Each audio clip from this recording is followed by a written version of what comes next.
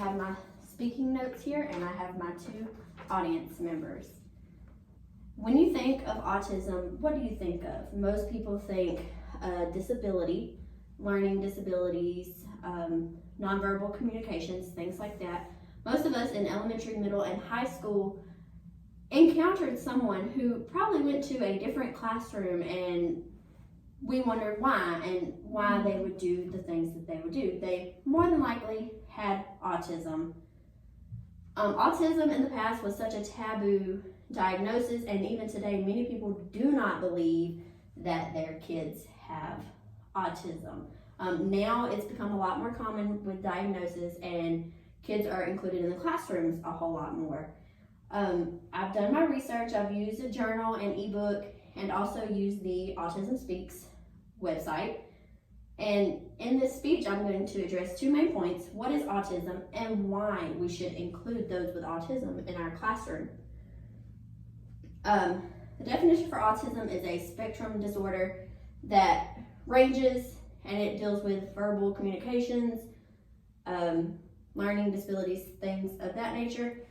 As you can see in my slide, is what people think autism looks like. They think that there's less autism and there's more autism, but it actually looks like it affects their language skills, their motor skills, their sensory skills, their perception, and their executive functioning. So who can be affected by autism? Boys and girls can be affected by autism, but more boys are diagnosed than girls for autism.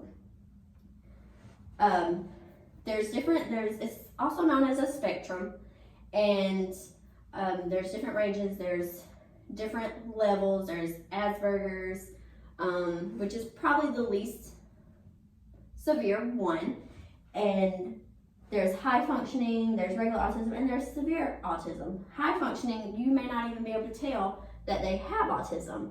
They're able to communicate their needs, they have no stress, no anxiety, things like that.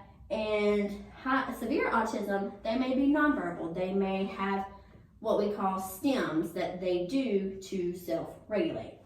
Back to the boys and girls.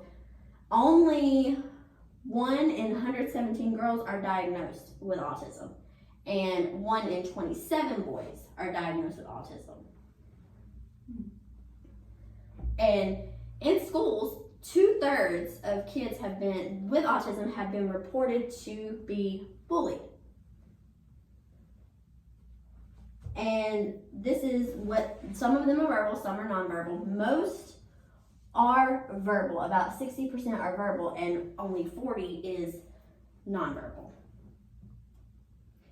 And let's see, there are different signs and symptoms of autism by age. The young, one of the first signs of autism, which can happen about 6 months in age, is eye contact. Some kids don't make eye contact. They're not able to give you that communication.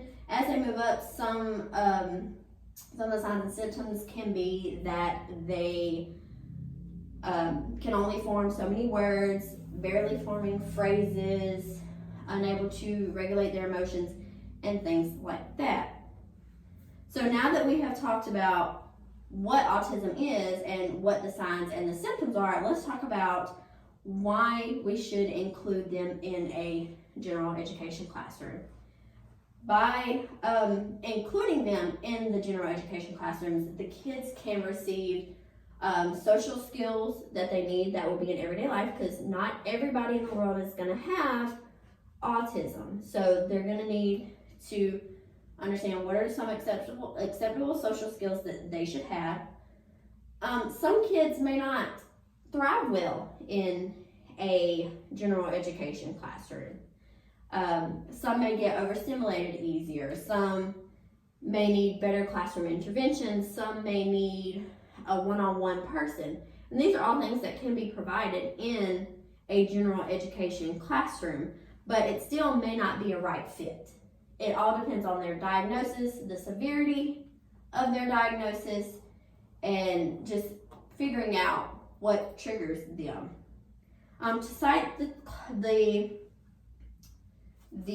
ebook, she did say that it could possibly not be a right fit for them to be in general education because of their diagnosis and whichever way that can go for them.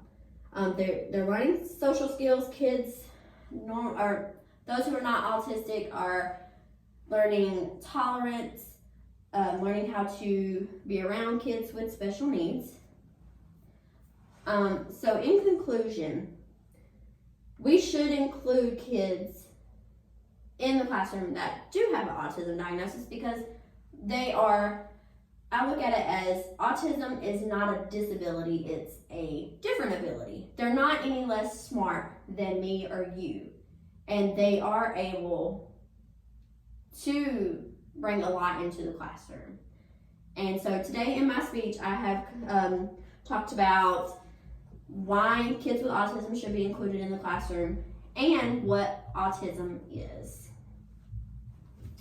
6 minutes already.